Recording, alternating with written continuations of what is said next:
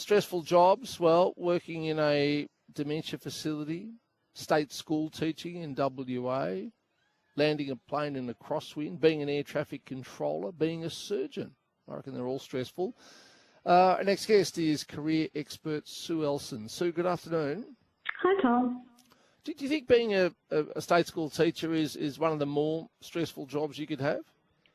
Well, any job that involves facing the public and where your demands are greater than the resources is probably going to be fairly high up on the list. So I'd say it would be. The specific thing about teachers is over the years they've become pseudo-social workers because a lot of the children have issues there.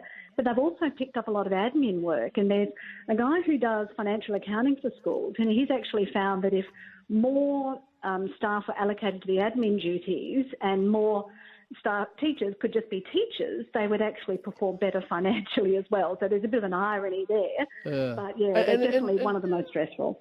And look, I'm not advocating a return to the days of corporal punishment, although we certainly had that when I was at school. But, you know, the tools for being able to control students these days are quite limited. I mean, you can't threaten to give them the strap or the cane or anything like that, can you?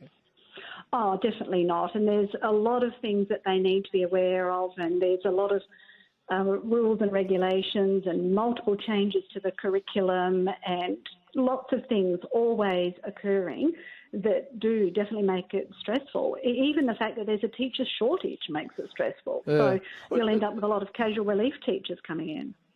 If we go back a step, when we say that something is stressful, what do you think we mean? I mean, we perhaps all know what stress is when we feel it, but is it not having complete control over a situation? Is it multiple demands on our time that we can't fulfil? How would you actually define, what is a stressful situation? Well, it could be very different for different people. I remember interviewing a person who was called in as a crisis team when there was a disaster, and she was there to counsel the people who just, the disaster had just occurred, and she loved that work.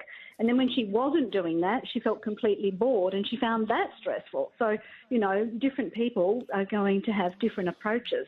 But if you look at some of the assessments as to what is a stressful job, it's going to include things like how much travel, is there any growth, are there physical demands on your body, what are the conditions like, are you encountering hazards, are you face-to-face with grumpy people, like retail is really suffering, is there a lot of competitiveness, is the life of another person, like the airline pilot or the aged care worker, at risk? Do they have chronic deadlines like they do in journalism?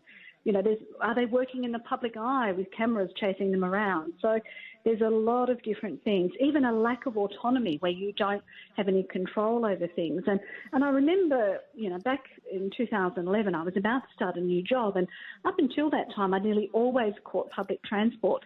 And this new job meant that I would have been driving my car on a regular basis. Now, that doesn't sound like a major stressor, but for me at the time, it was. Yeah, it is. That's right. To it. No, I agree. I've got used to either walking to work or taking public transport. I drive only rarely, like when I have to. And for that reason, I found that sitting there in traffic was stressing me out. I was arriving at work already a bit tense. Like in what I do, I don't get stressed out like doing a radio show because I've done it for so many years. It just seems like second nature. But we do have, 8 periods a year called ratings where we essentially get assessed, like are people listening to us or not? And I must say that the morning when the ratings are released is always nervous. And everybody who works in radio will attest to this, that you just, you feel like you are being judged. And, you know that if you don't do well for an extended period, your job will be on the line. I mean, it's that simple. That's right. And overnight, your income will go to zero. Yep, that's what happens. Yep. All right, thank you, Sue. Sue Ellson there, career expert.